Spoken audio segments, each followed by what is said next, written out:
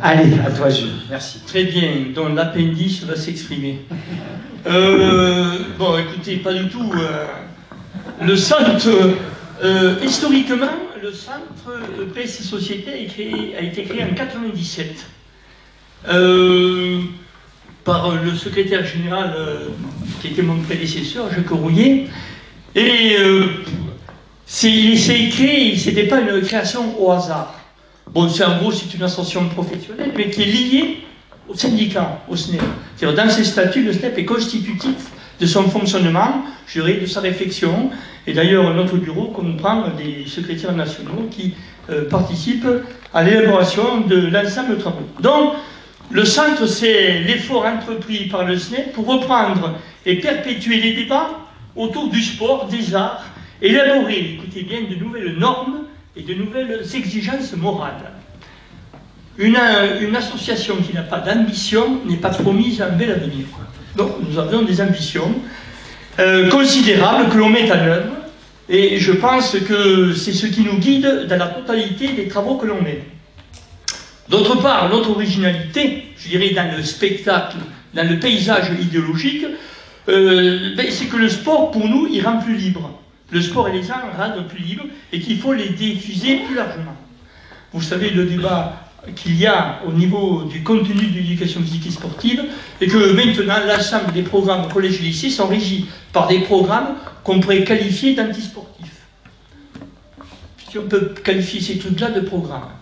Donc c'est à partir un peu de penser c'est inacceptable que le SNEP s'est lancé dans la rédaction de programmes alternatifs, et que le centre a pour raison un peu d'accompagner ce travail de réflexion. Donc le centre est créé pour donner des moyens argumentaires, et 97 c'est quand même une époque, pour ceux qui suivent un peu l'histoire, passionnante. C'est là où il y a les plus grands conflits sur le sens des programmes à mener, avec l'équipe Pinot, etc. Je repasse. Bon, et puis là-dessus, il y a eu des bagarres sanglantes. Et finalement, on a réussi à échouer sur les derniers programmes lycée et collège qui ressemblent à rien. Donc on peut dire que du point de vue de notre efficacité, nous sommes largement à l'encontre. Alors son moyen d'expression, écoutez, c'est une revue contre-pied que tous les syndiqués reçoivent gratuitement. C'est qu'ailleurs, quand on leur demande ensuite d'adhérer au centre, ils ne comprennent pas, puisqu'ils reçoivent la revue, ils doivent adhérer à une organisation pour laquelle déjà ils reçoivent le repas. Bon, c'est comme ça. Le centre, c'est là-dedans qu'on met au mieux la totalité de nos questions idéologiques. Là, nous avons sur l'égalité, mais il y en a eu sur la santé, sur la compétition, enfin bon. Nous abordons un peu une série d'activités sportives, suivant l'angle technologique, didactique, pédagogique, ce qu'on fait un peu traditionnellement, qui sont, à mon avis, d'une aide incontestable pour les étudiants qui présentent les CAPES, mais aussi pour la mise en mouvement des collègues sur des activités qu'ils connaissent peu et qui les engagent à se lancer dans ces expérimentations nouvelles. Alors, lié à un syndicat, on est un peu dans l'affrontement du débat idéologique présent. Ce débat idéologique, j'ai envie de dire, écoutez, vous le connaissez aussi bien que moi, je le trace très brièvement. C'est d'abord, j'ai envie de dire, un biopouvoir, l'expression a été employée hier matin par nos historiens, qui transforme le sport en une médecine sociale. Il y a eu d'ailleurs un rapport sur Le Monde, le supplément Sciences et Médecine, qui a traité de cette question. Donc finalement, s'était lancé l'idée d'échapper Fournéron alors qu'elle était ministre. Et actuellement, nous, on dit que de réduire le sport à de la santé, c'est une ineptie. On défend l'idée que le sport a une valeur en soi et que son utilité sociale, elle est multiple. C'est pas que de la santé, c'est des rapports sociaux, c'est etc., etc. Mais nous sommes très attachés à combattre cette idée, je dirais de manière un peu... Nous sommes isolés sur cette idée-là. Nous avons écrit un contre-pied qui a permis d'introduire, de mettre en place de nouvelles alternatives, c'est possible. Ensuite, nous affrontons quoi? Nous affrontons des affirmations qui disent qu'il y a une telle plasticité dans la production humaine que le sport ne fait que la limiter. C'est-à-dire que le sport, loin de libérer, au contraire, il contraint. Et je crois que de ce côté-là, les démonstrations que l'on mène, c'est que le sport fait partie intégrante du développement humain et qu'il est en train d'explorer l'infini des possibilités humaines. Et c'est sur ce chapitre-là que nous devons nous battre et surtout le distinguer de la façon dont une société s'accapare du sport. Mais quand on parle du sport, on pourrait parler des arts, on pourrait parler de la musique, on pourrait parler des sciences. Et quand on regarde de près ce qui s'est passé dans le rapport politique et sciences au moment de la Covid, on a eu droit quand même à des spectacles qui étaient assez intéressants à voir pour dire que les apports et les influences idéologiques sur n'importe quelle activité créée par l'homme est sous le régime capitaliste totalement évidente. Ensuite, il y a une crise sportive. Alors, la crise sportive, c'est une crise qui est, à mon avis, qui est grave. Je ne sais pas si toutes les fédérations s'en sortiront vivantes. La crise, elle vient non pas du fait qu'ils aient une gouvernance catastrophique, et vous avez vu, il y a une mission parlementaire qui est mise en place pour repérer les dysfonctionnements dans la gouvernance des fédérations. Je vous dirais, c'est quand même, les premiers éléments montrent que ce n'est pas triste. Mais c'est pas parce que les fédérations ont des gestions calamiteuses que pour autant, la gestion des activités physiques et sportives doit être rejetée. Là, il y a à trouver de nouveaux modèles démocratiques, nous n'en sommes pas là. D'ailleurs, j'ai vu que le président d'IGNOS, qui n'est pas un IGNOS, qui en fait l'appartient, et c'était le président d'IGNOS et le président de la fédération de foot, Diallo, qui commence à dire, écoutez, ils nous veulent des misères, ils ne raisonnent pas sereinement, c'est des gars engagés, la preuve, il y a les filles dedans, donc ça ne peut conduire qu'à la catastrophe et ça ne sauvera pas ni le sport ni les fédérations. Nous en sommes là, mais le deuxième problème, je crois qu'il y a une crise d'implantation des fédérations et de guidance des fédérations dans le développement des pratiques sportives. C'est-à-dire, les gens se pratiquent de plus en plus, toutes les statistiques nous le montrent, et en même temps, ils ne sont pas attirés dans le rassemblement au sein des fédérations. C'est une crise terrible, malgré les formes de diversification qu'elles utilisent. Vous voyez les fédérations, quelles fédérations ne parlent pas de sport santé, ils ont leur coach santé, certaines. Je parle avec une fédération d'athlétisme, j'en veux pas la fédération d'athlétisme. Hein. Bon, mais bref, il y a partout naissent un peu ces questions-là, et je crois, à mon avis, que la fascination du modèle gaulliste dans lequel les fédérations étaient là pour guider la totalité des pratiques physiques des individus, ça tombe totalement à l'eau. Et de ce côté-là, je pense qu'on doit aller vers un nouvel équilibre entre les fédérations et les services publics. Et c'est un peu ce que nous cherchons à réfléchir au sein de notre instance. Et ensuite, quatrièmement, il y a quand même une actualité, puisqu'on a un président de la République qui nous fait l'honneur plusieurs reprises de s'exprimer sur ces questions-là. Macron a dit « Je veux que le sport soit au cœur de la nation ». Bon. Il a eu droit à pas mal de... il s'est fait moquer là-dessus, parce que c'est une prétention, à mon avis, qui n'a aucun sens. Surtout, il est en train de préparer la suite, ce qu'ils appellent l'héritage. Je crains que ce soit même un déshéritage, c'est-à-dire que ce sur quoi il s'était engagé, c'est loin de se réaliser, et c'est pour ça qu'il multiplie un peu les annonces. 5000 équipements sportifs, des sections sportives qui vont être développées, la PQ, l'activité physique quotidienne, 30 minutes, qu'ils sont en train de lancer un grand renfort de publicité, qui a énormément de mal de s'exprimer, de se louper. Et en même temps, on voit là-dessus que ça devient presque une galéjade quand même. Joannico, qui était un élu, un député socialiste en ces temps-là, et qui a sorti un bouquin dans lequel il dit 10-15 minutes suffiraient. Donc au train où vont les choses, si le troisième s'exprime, je me demande ce qu'il va pouvoir dire comme tranche, qu'est-ce qu'il va y rester comme tranche. Une respiration toutes les 3 minutes, ça serait pas mal. Bon, on en est là. Ensuite, on a la fameuse opération des 2 heures. Cette opération des 2 heures, c'est-à-dire 2 heures proposées par les clubs, sur type volontaire, aux élèves de collège. On s'aperçoit par là où elle se met difficilement en place, on s'aperçoit partout que ceux qui vont aux 2 heures sont ceux qui font le plus d'activité physique. C'est-à-dire ceux qui sont le plus éloignés n'y vont pas. Donc voilà, au final, je crois que si on suit ces recommandations, on va vers un défaitisme de l'EPS. Donc, on se bat là contre, c'est pour ça qu'au niveau du SNEP, on a lancé l'idée qu'il faudrait 4 heures d'éducation physique, mais je crois qu'on a à retravailler le projet démocratique et combattre une vision courte du sport. Le travail est compliqué. Vous avez vu Diagana s'est exprimé, celui qui est champion du monde d'athlétisme. Bon, il dit des choses intéressantes et un peu horribles à la fois, comme le fait souvent Diagana. Bon, il est payé pour ça. Mais je crois que reprendre sur le fond le sens du développement du sport, du point de vue du développement humain, c'est une question qu'on laisse trop en jachère. On laisse trop la parole à ceux qui pensent que le sport est pourri, vendu au capitalisme, etc.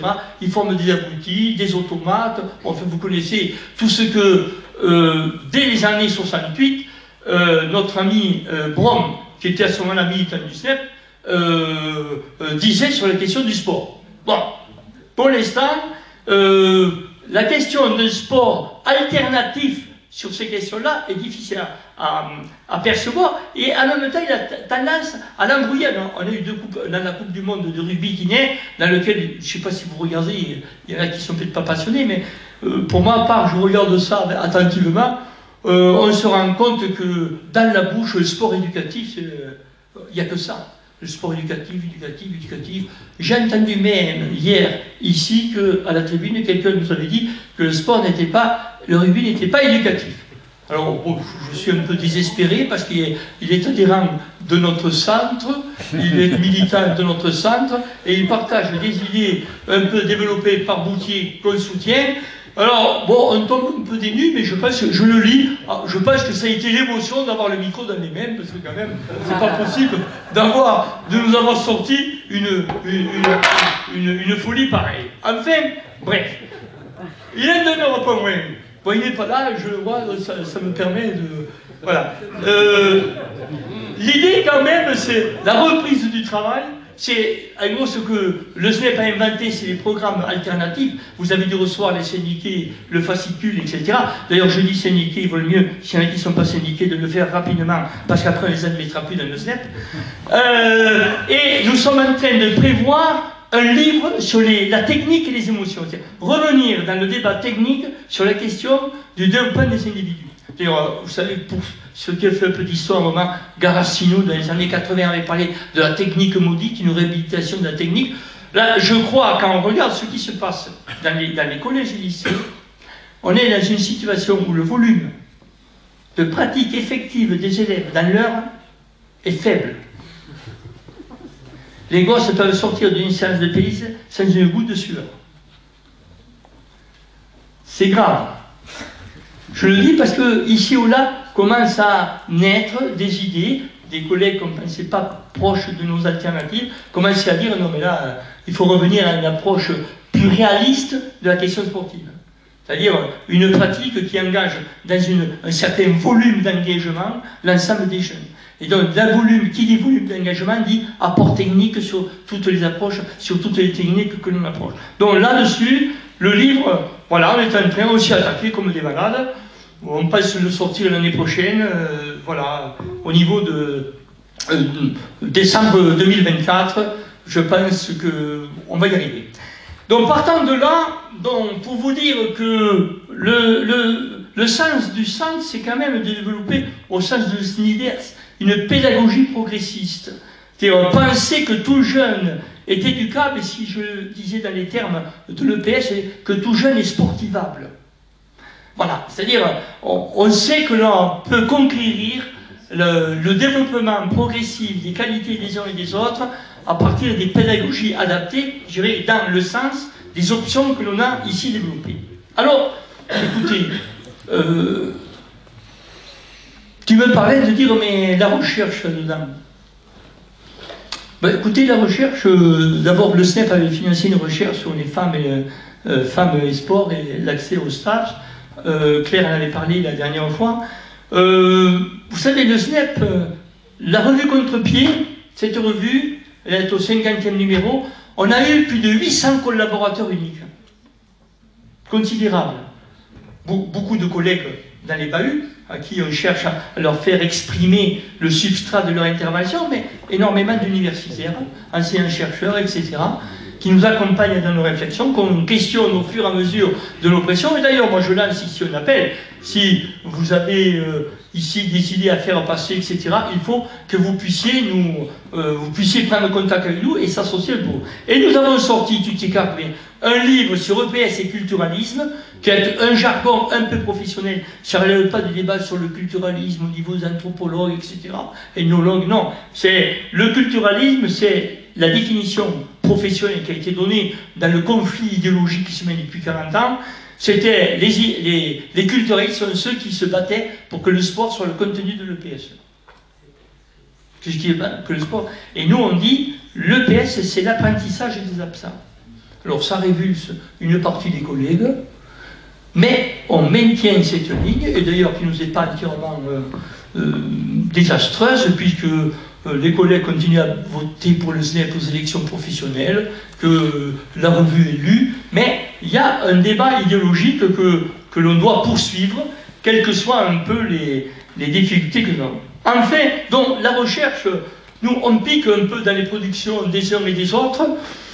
Je dirais, je ne sais pas, on n'est pas dans un rapport ni de constitution des sciences, ça c'est l'affaire des chercheurs eux-mêmes, on n'est pas dans un rapport d'application, parce que finalement, on écoute, on lit ce qu'ils disent, mais on en fait ce qu'on veut, on l'assimile à nos propres problématiques, c'est le sens de la démarche qu'on a, on n'est pas du tout dans l'application, donc on est dans un rapport de création de l'activité et des sciences de PS à partir de la production diverse qui flotte, qui est autour de nous. Donc, voilà, je pense que, je ne sais pas s'il y a un bilan des recherches qui se mènent au niveau des STAPS, en particulier de nos 800 et quelques anciens chercheurs. Ça serait d'ailleurs, moi je trouve très utile, je lance l'appel aux SNESUP, de faire un bilan comme ça, parce que je trouve qu'une cartographie serait parfaitement utile du point de vue non seulement du SNESUP, mais ça je ne me mets pas sur les intérêts profonds du SNESUP, mais je crois là-dessus qu'il est bien de savoir où nous naviguons, comment se développent les rapports de force dans la recherche, et qu'est-ce qu'il y a à mener par rapport à ce que nous pensons du point de vue de ce qui pourrait être de large friche. Donc pour terminer là-dessus, je crois que je suis dans les temps. Nous avons, ah oui, je vous ai parlé du livre, donc je vous dis quand même, vous avez le droit, tous et toutes, d'adhérer. Je vous vois surpris, vous avez tort. Vous avez le droit d'adhérer au centre, tous et toutes.